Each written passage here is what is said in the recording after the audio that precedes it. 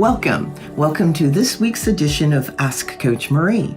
I'm Marie O'Neill, founder of Padma Life Coaching and your host on this series.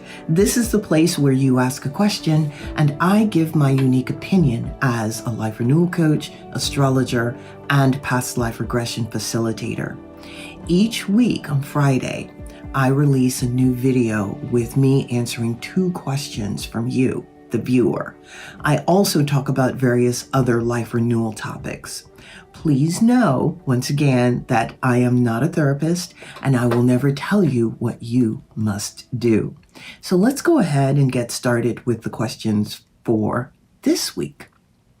Our first question comes from Jeremy. Jeremy says, my girlfriend and I have been together for over a year and everything was just fine until now. She recently told me more about her past, that she slept with a lot of guys. This bothers me and I don't know what to do about it. Should I confront her or just let it go? That's a very good question, Jeremy, and thank you for asking it. My firm belief is that you always need to talk about what the issue is, the core issue in relationships. And with this particular issue, it's a core issue because you're having a serious problem with her past.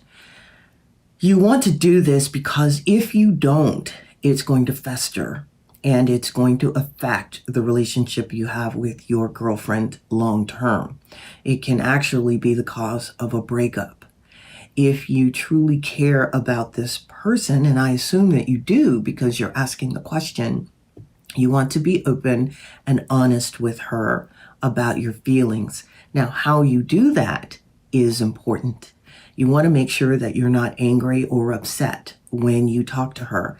And it can't be, or I should say, it's better if it's not in a confrontational manner. You want to set up maybe a day out or a date night or something, or a situation where the two of you are in a good mood so that you can have this conversation. What you don't want to do is have her be on the defensive because that might cause her to close off and not tell you anything. When you have this conversation, you want to, of course, be honest. And the first question is ask her reasoning for giving you this information. She had to have a reason for opening up in this way to you about her past. Does she feel bad about what she's done? Does she want your support? Does she want to determine whether or not you will not reject her? There could be a myriad of reasons of why she told you. And I have to say, it takes courage to tell someone about your past, especially this type of past. So I say kudos to her for even opening up to you about it. When you're having this conversation, you want to be as open as you can, of course, about your feelings and how this makes you feel, and see if the two of you can come to some resolution. She may actually already feel or know that you're having a problem with what her past, because it's highly probable when she told you this that you gave off body language that said that there is a problem. So my recommendation is always to talk to the person and let them know how you feel, but make sure that you're not putting that person on the defensive when you do that. She could easily be having some emotional upheaval or emotional trauma from the relationships that she's had in the past, and she wants to talk about that. There's a reason that she did what she did, and you want to be open with her and do your best not to be judgmental. Let me know how this all turns out. Send me an email or post down below just letting me know what happened in this situation. I wish you well, and I also wish your girlfriend well. Let's go ahead and talk about the topic for this week. And the topic is, what can astrology help you resolve. Astrology is, of course, as an astrologer, I believe astrology can help you resolve a lot of different things. For one, if you're having relationship issues, as my previous person was having, it can help you figure out what's going on with you concerning the relationship and help you resolve the issues on your end. It can help you with emotional upheaval, helping you figure out what the solution is to the emotional upheaval and how long it's actually going to last. Because there is, as with emotions, there's an ebb and a flow with emotions. They go up, they come down, they're all over the place. So astrology can help you with that. It can help you with finances to help you figure out how your relationship with money and how best to handle it. It can, my goodness, it can help you with friendships, with careers, helping you figure out the direction to go in with careers. It can also help you figure out where to move to, what the best place is for you. There's just so much that astrology can help you with. And I hope that you find a good astrologer in your area or online even to have a reading with. You'll be surprised at how much information you gather about yourself. And you also get validation on how you're handling certain situations or how you're going through life. Sometimes it's nice to get that validation. So yes, astrology can help you with a lot of different areas. Let's go ahead and get started with the next question. Now, the next question is coming from Tina, who is in Spokane, Washington. Tina writes, I'm a college student majoring in computer science and have 2 years left before graduation. My problem is whether or not I will be able to find a job. I'm seeing a lot of information that people are being laid off in this industry. This is causing me a lot of anxiety. Can you offer me any advice on what to do? Yes, I can, and thank you for that question. When, in my opinion, with computer science, there is always going to be a need for people who have this particular skill.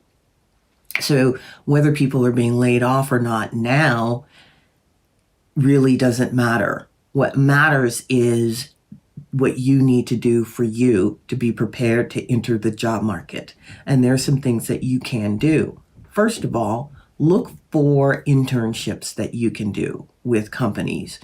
With internships, a lot of times it is you're not being paid, but you're developing relationships and you're learning on the job skills.